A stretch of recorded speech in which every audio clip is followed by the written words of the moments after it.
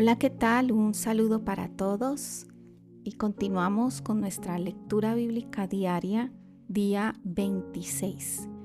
Y empezamos con un nuevo libro, Éxodo capítulo 1. Los egipcios oprimen a los israelitas. Esta es la lista de los hijos de Jacob que lo acompañaron a Egipto con sus familias. Rubén, Simeón, Leví, Judá, Isaacar, Zabulón, Benjamín, Dan, Neftalí, Gad y Aser. El número total de las personas que lo acompañaron fueron de 70, porque José ya estaba allá. Con el correr del tiempo, José y sus hermanos murieron y se acabó toda aquella generación. Pero sus descendientes fueron muy fructíferos y se multiplicaron rápidamente, de modo que llegaron a ser un pueblo muy numeroso y fuerte. Todo el país se fue llenando de israelitas. Pasado el tiempo, subió al trono de Egipto un nuevo rey que no se sintió comprometido con los descendientes de José. Estos israelitas se han convertido en un peligro para nosotros, porque son demasiados, dijo a su pueblo. Tenemos que buscar la manera de ponerle fin a esto. De otro modo, en caso de guerra podrían aliarse con nuestros enemigos, pelear en contra de nosotros y escapar del país. Entonces los egipcios esclavizaron a los hebreos y les pusieron capataces muy crueles. Estos les asignaron la dura tarea de edificar las ciudades de Pitón y Ramsés, que eran las ciudades donde el rey almacenaba todas las provisiones. Pero cuanto más los oprimían los egipcios, más se multiplicaban los israelitas. Los egipcios estaban alarmados. E hicieron aún más amarga la esclavitud de los hebreos. Los obligaron a trabajar duramente largas jornadas en los campos y a acarrear pesadas cargas de ladrillo y mezcla. El faraón rey de Egipto ordenó a las parteras que atendían a las mujeres hebreas, dos de las cuales se llamaban Sifra y Fubá, que se fijaran en el sexo del bebé a la hora de nacer y que mataran a todos los niños hebreos en cuanto nacieran y que dejaran con vida solo a las niñas. Pero las parteras tenían temor de Dios y desobedecieron al faraón, pues permitían que los niños vivieran. El faraón las citó para que se presentaran delante de él y les preguntó: ¿por qué me han desobedecido y han dejado vivir a los niños? Señor, dijeron ellas, las mujeres hebreas no son como las egipcias, son tan vigorosas que dan a luz antes de que nosotras lleguemos. Dios bendijo a las parteras por haber favorecido a su pueblo. Así que los israelitas siguieron multiplicándose hasta llegar a ser una nación poderosa. Y como las parteras tuvieron temor de Dios, Él les permitió tener muchos hijos. Entonces el faraón ordenó a su pueblo que echaran al río Nilo a todo niño hebreo que naciera, pero que a las niñas las dejaran con vida. Capítulo 2. Nacimiento de Moisés. Por esa época un hombre de la tribu de Leví se casó con una mujer de su misma tribu. Después de un tiempo, la mujer quedó embarazada y tuvo un hijo. El niño era tan hermoso que la madre lo mantuvo escondido durante 3 meses. Pero cuando ya no pudo esconderlo más, le hizo una pequeña cesta de papiro. La recubrió con asfalto y puso al niño adentro. Luego fue y lo dejó en medio de las cañas que crecían a la orilla del río. La hermana del bebé lo estuvo vigilando desde lejos para ver qué iba a pasar con él. En eso vio que llegaba a bañarse al río una princesa, una de las hijas del faraón. Mientras caminaba por la orilla con sus damas de compañía, vio la pequeña cesta que estaba en medio de las cañas y envió a una de sus doncellas para que se la llevara. Cuando la abrió, vio al bebé que lloraba y se sintió conmovida. Debe de ser un bebé de los hebreos, dijo. La hermana del niño se acercó y le preguntó a la princesa: ¿quiere que vaya y busque a una mujer hebrea para que le cuide al niño? Sí, anda, respondió la princesa. La muchacha corrió hasta su casa y regresó con su madre. Lleva a este niño a tu casa y cuídamelo, le ordenó la princesa a la madre del niño. Te pagaré bien.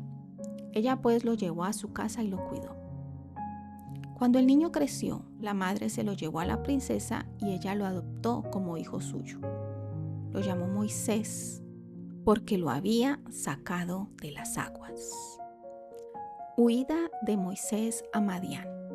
Un día, cuando Moisés ya había crecido, salió a visitar a los hebreos y vio la terrible condición en que se encontraban. Durante esta visita vio que un egipcio golpeaba a un hebreo, a un compatriota suyo.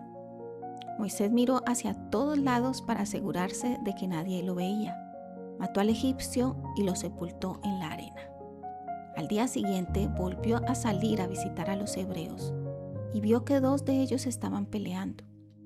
¿Por qué golpeas a tu hermano de esa manera?, le dijo al que estaba golpeando al otro. ¿Quién te crees tú?, le contestó el hombre. Supongo que te crees príncipe y juez. ¿Quieres matarme también como lo hiciste con el egipcio ayer? Cuando Moisés se dio cuenta de que se sabía lo que había hecho, se asustó. Y en efecto, cuando el faraón se enteró, ordenó que Moisés fuera arrestado y ejecutado. Pero Moisés huyó hacia la tierra de Madián. Al llegar allá, se sentó junto a un pozo. Estaba allí sentado cuando llegaron 7 muchachas a sacar agua del pozo para llenar los abrevaderos y darles de beber a las ovejas de su padre. Las 7 eran hijas del sacerdote de Madián.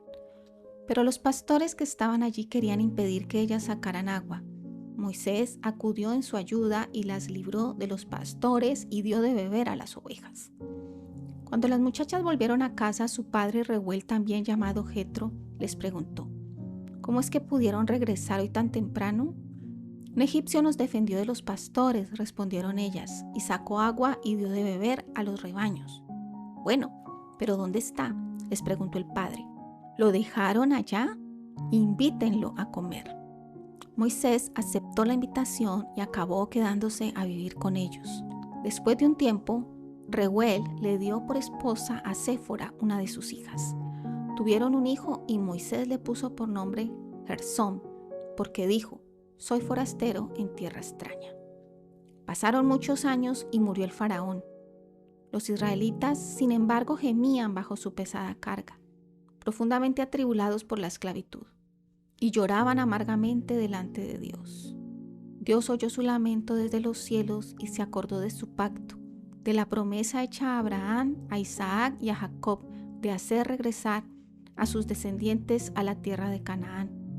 Los miró desde lo alto y decidió ayudarlos.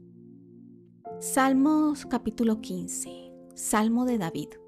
Señor, ¿quién puede habitar en tu santuario? ¿Quién puede vivir en tu santo monte? Solo el de conducta intachable, que practica la justicia y de corazón dice la verdad, que no calumnia con la lengua, que no le hace mal a su prójimo ni le acarrea desgracia a su vecino, que desprecia al que Dios reprueba, pero honra al que le teme al Señor, que cumple lo prometido aunque salga perjudicado, que no cobra intereses sobre el dinero, que presta y se niega a ser testigo contra el inocente, por mucho que se le quiera sobornar. Una persona así permanecerá siempre firme. Proverbios capítulo 4, versos 25 al 27. Mira lo que tienes delante, pon tus ojos en lo que tienes frente a ti. Establece bien la conducta de tu vida, manténla siempre y estarás seguro. Practica el bien en todo momento, apártate del mal. Mateo capítulo 17. La transfiguración. 6 días después, Jesús, con Pedro y Jacobo y Juan, que eran hermanos, subió a la cima de un elevado monte para estar a solas. Allí Jesús se transfiguró delante de los discípulos. Su rostro se volvió brillante como el sol y su ropa blanca como la luz. De pronto Moisés y Elías aparecieron y se pusieron a hablar con él.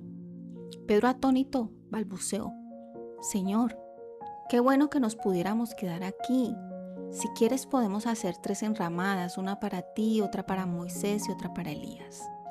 Pero mientras hablaba, una nube resplandeciente los cubrió y una voz dijo desde la nube: Este es mi Hijo amado, en él me complazco, obedézcanlo. Los discípulos se postraron en tierra temblando de miedo. Jesús se les acercó y los tocó. Levántense, les dijo, no tengan miedo. Y al levantar la mirada encontraron a Jesús solo.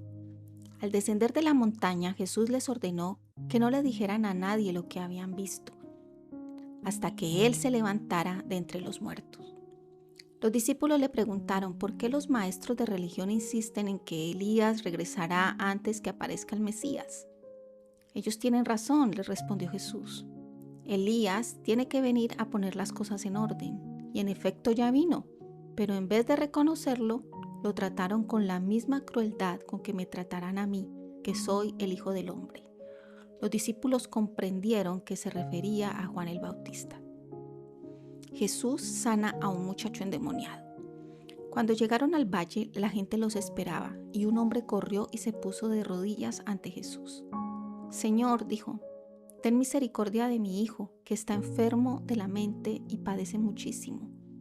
Muchas veces se cae en el fuego o en el agua, con peligro de su vida.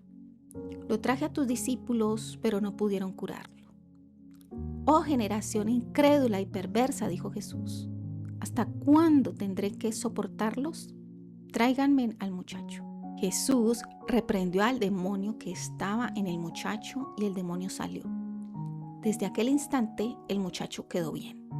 Más tarde los discípulos le preguntaron en privado a Jesús, ¿por qué no pudimos echar fuera a aquel demonio? Porque tienen muy poca fe, le respondió Jesús.